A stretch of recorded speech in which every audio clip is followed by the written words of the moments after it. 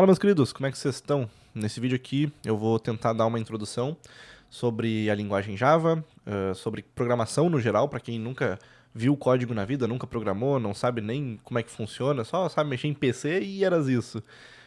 E tem interesse em começar nesse mundo da programação, e principalmente na linguagem Java, né, que é a linguagem que eu vou usar aqui hoje para passar os conceitos iniciais, né? Então a gente vai falar sobre código no geral, vamos falar sobre programação orientada a objetos, vamos falar sobre os conceitos ali e os recursos do Java, né? E depois ainda, na verdade depois não, tem outro vídeo que eu já gravei, onde eu desenvolvi junto com vocês um projeto, né, de fixação do conteúdo aqui.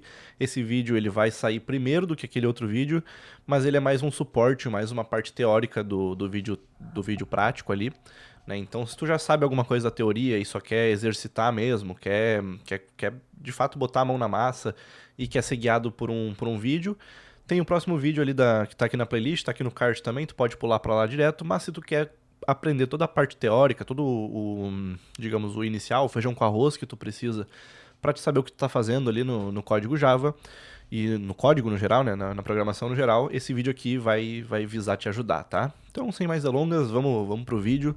Eu fiz um slidezinho para ajudar a gente aqui, né? Então, deixa eu colocar ele em apresentação. Onde é que eu boto em apresentação isso daqui? Slideshow, aqui tem um botão bem grande, era bem simples de fazer, né? Então vamos começar aqui sobre a parte mais básica, né? O que seria programação, para quem nunca nem parou para pensar nisso, ou só pensa, programação é fazer software, mas como assim? O que é a parte básica, né? Se a gente fosse descrever programação, se a gente fosse definir programação, né? É obviamente o processo de criar programas de computador, né? E os programas, a gente tem a ideia do que seria um programa, né? Um negócio que tem uma janelinha ali, que a gente pode fazer alguma coisa, né? O próprio YouTube, por exemplo, está rodando num Chrome, possivelmente, que é um programa, um navegador. Mas um programa, por essência, ele é um conjunto de instruções que a gente dá ao computador, né? Ao processador, de coisas que ele tem que fazer para realizar uma determinada tarefa, né? A parte mais básica de um programa é isso daí. E programação é a prática da gente descrever numa linguagem que o computador consiga entender o que são essas instruções, quais são, o que é o nosso programa, né? Criar um programa, dar as instruções para o computador para ele realizar alguma determinada tarefa. Então aqui, que nem eu coloquei aqui no slide, né? As instruções elas são escritas usando uma linguagem padrão, né? E daí a gente pode escolher ali uma linguagem de programação que a gente queira, mas elas geralmente vão ter uma estrutura padrão, né, de texto que tu vai escrever, né? O código de programação, ele é todo em texto, tá? Não tem nada muito fora do normal, assim, nada que tu tenha que decorar muito hard. Ele é basicamente texto em inglês, o dia a dia de programação, né? E daí essas linguagens ela têm recursos que permitem que esse texto, escrito de maneira estruturada, né, seguindo as regras da linguagem ali e tal, ele seja traduzido, vamos dizer assim, para código binário, né, que é a única linguagem que o computador entende. Né? Então, para a gente não precisar fazer as instruções uma por uma em código binário, que é uma coisa muito morosa, muito difícil, tem que ter muito cuidado, né? Porque é só 0 e 1, não tem letra, por exemplo. Então, se tu tem que fazer uma instrução, sei lá, qualquer, mandar o computador comparar dois valores e ver qual que é o maior, tipo, tu tem que fazer isso em 0 e 1, não tem um sinal ali que abrevia essa operação para ti, que nem tem nas linguagens de programação. Né? Então, é muito mais difícil, né? E para evitar esse problema, que a gente usa as linguagens de programação, né? Que é o código que a gente conhece normalmente, né? Então, eu trouxe aqui um exemplo de um código em Java, né? Isso aqui é uma representação de um software de gestão de hotel, por exemplo, né?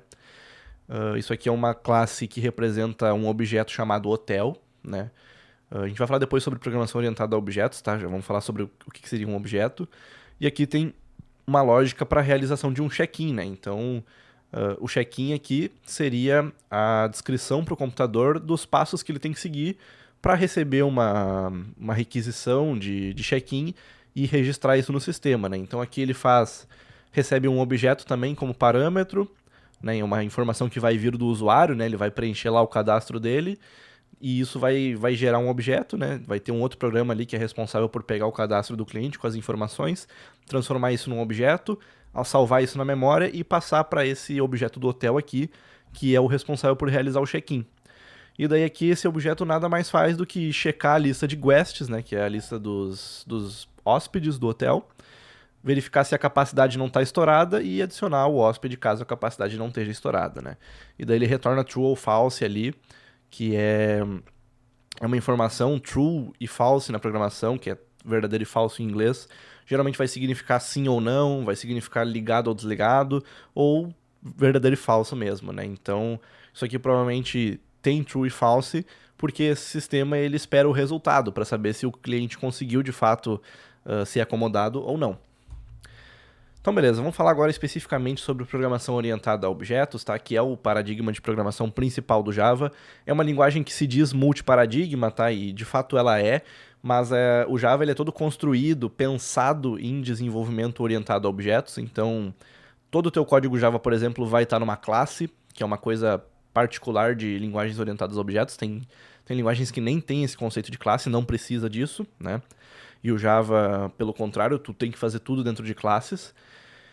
E o paradigma orientado a objetos ele é um estilo de programação, é uma forma como a linguagem, digamos, estrutura ali o código dela, a padronização, né, a sintaxe dela e também os recursos dessa linguagem de maneira a permitir que tu escreva todo o teu código criando objetos, que são representações de coisas ou rotinas ou operações que tu precisa executar para o teu sistema executar as tarefas que ele precisa executar, tá?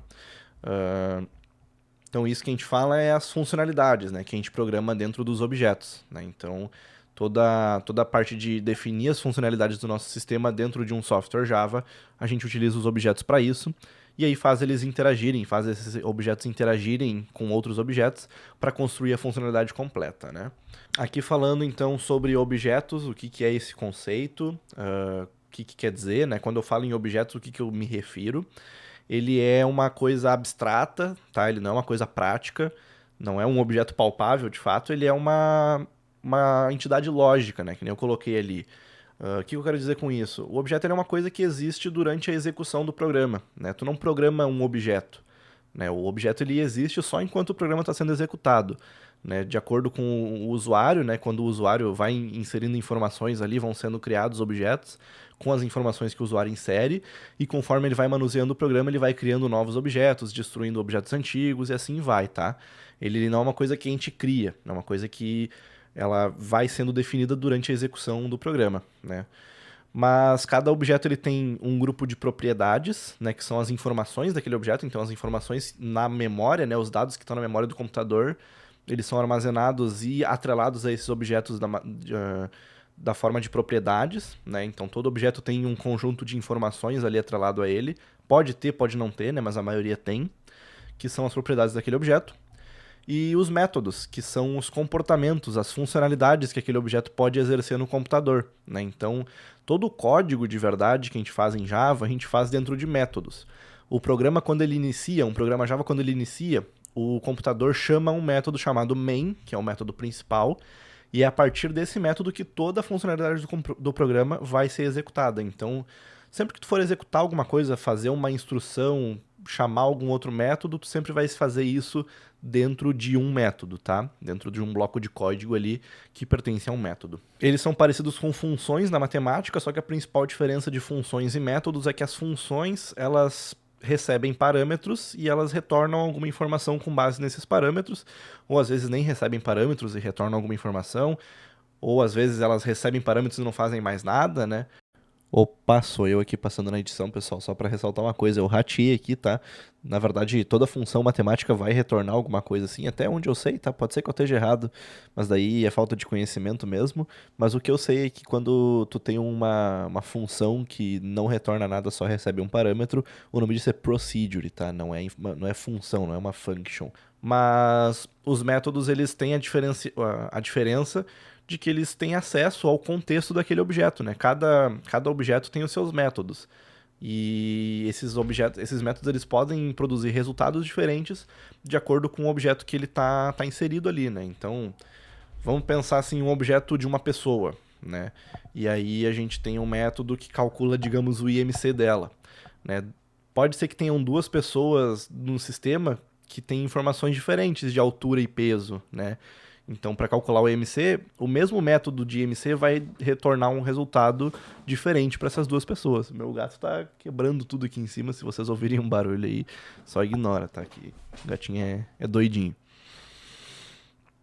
E aí o código desses objetos, ele é escrito nas classes, tá? Então, quando a gente fala em classe no Java, eu até vou puxar aqui para vocês verem. Quando a gente cria uma classe, a gente está definindo um tipo de dado, né? Que a gente vai falar um pouco sobre tipo de dados depois, que representa um objeto a ser instanciado durante a execução, né? Então aqui, por exemplo, eu tenho essa imagem aqui que eu peguei da internet, tem a classe que define ali os comportamentos e as informações que um carro deve ter, né? A classe car, né? E um carro, daí a gente define na classe car que um carro tem que ter uma cor, tem que ter um preço, tem que ter uma quilometragem, tem que ter um modelo e tem que ter os comportamentos, né? Que são o iniciar, o andar para frente, o andar para trás e o parar, tá? E aí, quando o programa está executando, vão sendo criados objetos, né? E esses objetos são instâncias da classe, que são nada mais do que uma informação, né? Um dado que está na memória do computador, que é do tipo daquela classe. A gente vai falar sobre tipos mais para frente, tá? Um conceito importante de programação orientada a objetos, que é um dos pilares da programação orientada a objetos, é o polimorfismo e a herança, tá? Então eu trouxe esse slidezinho aqui. Herança e polimorfismo vai ser mais bem explicado, mais bem detalhado no vídeo prático, tá? Lá eu tenho uma explicação que é um pouco melhor e mais fácil de entender. Mas pensem assim, tá? A gente pode criar várias classes do nosso sistema, tá? E às vezes a gente vai ter no nosso sistema a necessidade de criar classes que representam objetos ou coisas ou conceitos que são muito parecidos, né? Então, por exemplo, se eu tivesse um sistema que eventualmente lida com cachorro e gato, né, que nem esse exemplo aqui, a gente poderia ter uma classe animal, né, que é, digamos, a versão abstrata do cachorro e do gato, né? O cachorro e o gato são animais, né? Então a gente pode criar uma classe animal que a gente pode definir ali os comportamentos comuns que um cachorro e um gato vão ter, né? Então os dois fazem barulho, né? Então a gente pode ter um método make sound ali que representa essa funcionalidade de fazer barulho, né? De fazer um som do gato e do cachorro, né? E daí, aonde entra a herança, né? A gente pode criar então uma classe para o cachorro e uma classe para o gato. Essas duas classes elas vão estender a classe animal, né? Elas vão adicionar mais funcionalidade específica, por isso que é uma extensão. E quando tu faz uma extensão, um extend no Java, e em qualquer linguagem orientada a objetos, tu tá herdando os comportamentos e as informações que um animal teria, tá? Então, por exemplo, tu não precisa programar de novo se o teu animal, sei lá, não tem um comportamento específico na parte ali de fazer um som, né? Sei lá, não faz muito sentido isso, mas eu vou usar o exemplo do imposto, tá? Digamos que a gente tenha um sistema que calcula impostos e a gente tem duas classes diferentes para dois impostos diferentes. Mas esses dois impostos têm a mesma alíquota e a mesma regra de negócio que tu precisa para calcular um imposto é igual a do outro. Tipo, sei lá, só aplicar uma porcentagem. Tu não precisa ter uma classe que tem escrito ali a regra, tipo, aplica a porcentagem e pega o valor resultante nas duas classes dos dois impostos. Tu pode ter uma classe abstrata que implementa essa funcionalidade por padrão, tá? Então, adaptando aqui ao contexto da nossa imagem, né, um animal, ele, tanto o cachorro quanto o gato podem andar. E eles andam de maneira muito parecida, não muda muito a forma de andar do gato e do cachorro, né? Então a gente poderia ter um método ali na classe animal que representa a funcionalidade de andar do gato e do cachorro, né? E aí, outro contexto importante, um conceito, na verdade, importante que tem, é a capacidade de tu sobrescrever as funcionalidades para adaptar elas à realidade do teu objeto, né? Então, o cachorro e o gato também, eles fazem sons muito diferentes. Eles fazem sons, os dois fazem sons, porque eles são animais, né? E animais fazem sons aqui no nosso sistema. Mas eles fazem sons diferentes. Se eles fazem sons diferentes, a gente pode criar nas classes deles um método específico de make sound, né, de fazer som, e especificando como é que vai ser feito o som do cachorro e do gato, né? Ao invés da gente ter que controlar lá na classe animal, com base no tipo do animal, qual que vai ser o som que ele vai fazer, a gente pode fazer ali na classe específica do animal, implementando ali a regra do som que ele vai fazer, tá? E isso aqui tudo é muito complexo de entender por conceito, tá? Mas depois no código vai ficar mais fácil de pegar essas coisas, tá? Por último, o que eu quero falar para vocês, junto com a herança, tem também o conceito de polimorfismo, tá?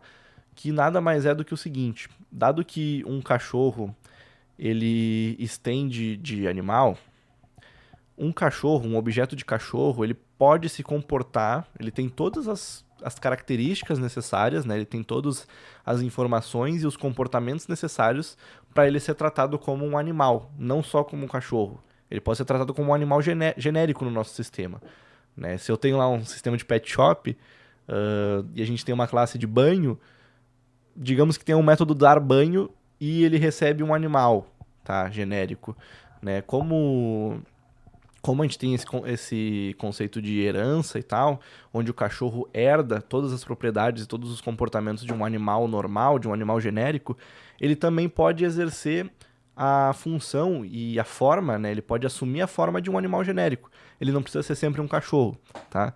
Isso também é bem complicado de entender na prática, aliás, na teoria, tá? Na prática é mais fácil até de pegar, porque a gente vai mostrar ali no próximo vídeo exemplos de tu criando uma variável que ela recebe um tipo mais, digamos, uma classe pai, né? Digamos uma variável que receba animal aqui, e tu pode passar um objeto do tipo cachorro para ela, do tipo dog, que ele vai aceitar de boas, tá? Essa aí é mais ou menos a ideia do polimorfismo, né? Tudo isso, que nem eu falei para vocês, é bem difícil de pegar na teoria, tá? Então por isso que tem o vídeo prático, se vocês quiserem assistir lá, acredito que vai ajudar vocês bastante, tá? Vamos passar então para os tipos de dados. O Java é uma linguagem que, além de orientado a objetos, ele é fortemente tipado. E o que significa isso, né? Que todo software que a gente for fazer no Java, os dados que a gente for armazenar na memória, a gente precisa sempre ter a informação de qual é o tipo daquele dado, daquela informação, tá? Como assim? O tipo do dado, né? O tipo, ele é como se fosse a natureza ali, o que determina um dado, né? Por exemplo, um número inteiro é um número que não tem vírgula. Ele é um número que é inteiro, não tem vírgula. Né? Então, essa é uma característica do inteiro, é um tipo de dado. Quando eu coloco um 5 aqui, como por exemplo nessa primeira linha, né, vocês podem ver que tem esse int aqui, que é a keyword, né, a palavra-chave no Java para inteiro. Né? Então, eu estou criando aqui uma variável, tá? Ou seja, salvando uma informação na memória, com o nome de mynum, né? O nome da variável é mynum, o tipo dela é inteiro e o valor dela é 5. Tá? A gente tem também os tipos de número com vírgula. Aqui eu coloquei o float, né? Eu peguei, na verdade, essa imagem da internet. O float, que é um número de ponto flutuante, que basicamente é um número com vírgula, tá? E tem também o double, que a gente vai exercitar lá no próximo vídeo, no vídeo da parte prática, que também é um número com vírgula, é o mais usado, inclusive, o mais comum no Java, tá? Juntamente com esses outros dois números numéricos ali, a gente tem vários outros tipos numéricos, tá? Mas eu não vou entrar neles aqui porque eles são bem comuns de ser utilizado. A gente tem também o char, que representa um caractere só. No Java a gente não tem um tipo de dado que permite, primitivo pelo menos, né? Não tem um tipo de dado primitivo que permite um texto com vários caracteres, né? A gente vai ter uma string no Java, que é um tipo não primitivo, que a gente vai ver depois, que permite que tu tenha um texto de vários caracteres, mas por baixo dos panos ele é um array, é uma coleção de chars, tá? Ele não é um tipo por si só. E por fim a gente tem o boolean, que nem eu que falei pra vocês, né? Que é uma flag, é um sim ou não, é um on ou off, um ligado e desligado, um verdadeiro e falso, é um operador mais lógico, né? A gente usa para controlar, fazer controle de fluxo, né? Tipo, quando a gente quer ligar ou desligar alguma coisa, a gente pode usar o boolean para controlar se o estado dessa coisa está ligado ou desligado. E a gente pode também usar em operação lógica, tipo, vamos comparar dois números se eles são iguais ou não. Daí tu passa lá o número 1 e o número 2, e aí tu verifica se eles são iguais, né? Essa verificação ela vai retornar um boolean, ela vai retornar false, porque eles não são iguais, né? Então ele gerou ali o boolean false, né? O falso, o não, indicando que os dois números não são iguais. E é para isso que serve então o boolean, tá? Não sei se eu expliquei para vocês no começo, mas os tipos primitivos eles são qualquer informação que não seja um objeto, tá? Em resumo, são os tipos mais simples ali de dados, né? Tipo números, números com ponto flutuante, um caractere e um boolean. Basicamente é isso de tipo primitivo que tem no Java. A gente tem também os tipos não primitivos, né? Que nem eu falei para vocês na parte lá que a gente estava definindo os objetos, né? As classes a gente cria os tipos dos objetos, né? Então, quando a gente cria uma classe, a gente dá um nome para essa classe, que é o nome que a gente vai identificar os objetos e a classe em si no nosso código, e durante a execução os objetos.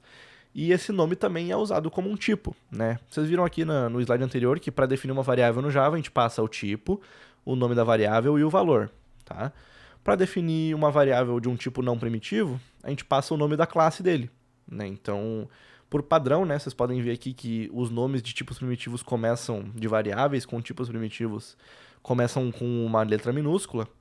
Os nomes dos tipos não primitivos vão começar sempre com letra maiúscula. Então é por isso que tu cria tuas classes aí, começando sempre com letra maiúscula. E aqui tem até um exemplo ó, de uma criação, né, uma instanciação de um objeto, né, um objeto que está sendo criado e guardado na memória. Né. A gente declara uma variável para ele, dá um nome para a variável, né, coloca o nome da classe como tipo, e aí usa esse new aqui, esse keyword new, para indicar que tu está criando um novo objeto e salvando ele na memória, né? E daí depois do new tu coloca point, que é o nome da classe, né? Então tu vai colocar o nome da classe ali e abre e fecha parênteses para fazer lá a execução do método construtor, que a gente vai exercitar no vídeo da parte prática, né? Que é o método que é executado toda vez que um objeto é criado, tá? Então isso aqui foi só para demonstrar para vocês o que seriam os tipos não primitivos. A maioria dos tipos que a gente vai lidar no dia a dia, inclusive os tipos que a gente criar, vão ser não primitivos, tá?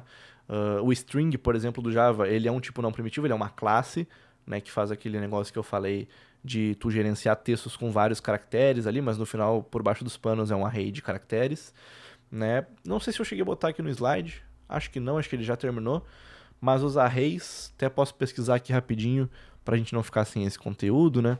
Deixa eu pesquisar aqui, array Java. Aqui, ó, aqui tem um exemplo legal. Deixa eu abrir isso aqui numa nova aba. Ó, aqui, ó, o array que eu falei pra vocês, ele é um tipo de objeto também, mas ele não é um tipo específico. Todo objeto de qualquer tipo, tu pode criar um array desse objeto, tá? Basta tu colocar esses colchetes aqui, ó, do lado do nome do objeto. Assim, tu tá criando um array. Tá? E o array nada mais é do que uma coleção de itens. Tipo, ao invés da gente ter só um número, por exemplo, a gente tem ali uma variável com um tipo de int, e aí o nome A com os colchetes, isso significa que ao invés da gente ter só um número inteiro, a gente vai ter mais de um. Né? No caso aqui tem 4 números inteiros. Né? Então, é para isso que serve os arrays, é pra gente fazer coleções de coisas, tá? E bom, acho que é isso, tá, pessoal? Acho que o vídeo já foi bem grande, né? Já foi bem comprido. Mas acho que já deu para passar uma ideia do conceitual, né, da parte do que é programação, por essência, e do básico que tu precisa saber ali para poder lidar com o Java, né? Então, agora indico que tu siga aí no vídeo da parte 2, que é a parte mais prática. E acho que é isso. Espero vocês lá no outro vídeo. Se tu curtiu os vídeos aqui do canal, se inscreve aí para receber os próximos. E se tu puder deixar um like, não custa nada para ti, eu te agradeço, beleza? Então é isso aí, valeu e até a próxima.